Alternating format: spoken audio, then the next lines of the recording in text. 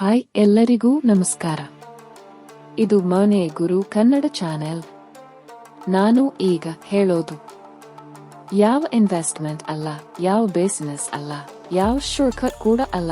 ಆದ್ರೆ ಈ ಒಂದು ಕೆಲಸ ಮಾಡಿದ್ರೆ 2026ರಲ್ಲಿ ನೀವು ರಿಚ್ ಆಗ್ತೀರಾ.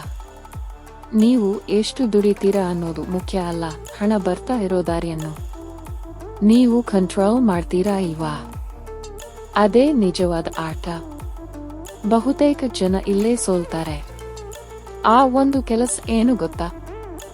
ಹಣ ಬಂದ ಮೇಲೆ ಉಳಿಸೋದು ಅಲ್ಲ, ಹಣ ಬರೋ ಮೊದಲು ಅದಕ್ಕೆ ಕೆಲಸ ಕೊಡುವುದು. ಬಹುತೇಕ ಜನ ಜೀವನ ಹೀಗೆ ಇದೆ. ಸ್ಯಾಲರಿ ಬರ್ತದೆ, ಎಮೆ ಹೋಗುತ್ತೆ, ಖರ್ಚು ಉಳಿದನ್ನು ತಿನ್ನುತ್ತೆ, ಸೇವಿಂಗ್ಸ್ ಶೂನ್ಯ. ಇದು ದುಡಿಮೆಯ ಸಮಸ್ಯೆ ಅಲ್ಲ, ಇದು ನಿರ್ಧಾರದ ಸಮಸ್ಯೆ. ರಿಚ್ ಜನ ಏನು ಮಾಡ್ತಾರೆ ಗೊತ್ತಾ? ಸ್ಯಾಲರಿ ಬರೋ ಮೊದಲುನೇ ಮನಸ್ಸಲ್ಲಿ ಡಿಸೈಡ್ ಮಾಡ್ತಾರೆ ಈ ಹಣದ ಕೆಲಸ ಏನು ಅಂತ. Savings, investment, security. ಅದಾದ ಮೇಲೆ ಖರ್ಚು. ಉದಾಹರಣೆಗೆ ನಿಮಗೆ 30,000 ರೂಪೀಸ್ ಸ್ಯಾಲರಿ ಅಂದ್ರೆ 3 ರೂಪೀಸ್ ರಿಚ್ಗೆ, 2 ರೂಪೀಸ್ ಜಿನ್ಸಿಗೆ, 2 ರೂಪೀಸ್ ಮತ್ತೆ ಉಳಿದ ಹಣ ಜೀವನಕ್ಕೆ. ಇದೇ ರಿಚ್ ಮೈಂಡ್ ಸೆಟ್. ಈ ಒಂದು ಕೆಲಸ ಮಾಡದೇ ಇದ್ರೆ 2026ರಲ್ಲಿ ಸ್ಯಾಲರಿ ಜಾಸ್ತಿ ಆಗಬಹುದು, ಆದ್ರೆ ಟೆನ್ಷನ್ ಇನ್ನೂ ಜಾಸ್ತಿ ಆಗುತ್ತೆ. ಲೋನ್ ಈಸಿ ಆಗುತ್ತೆ, ಎಮೆ ಹೆವಿ ಆಗುತ್ತೆ, ನಿದ್ದೆ ಕಡಿಮೆ ಆಗುತ್ತೆ.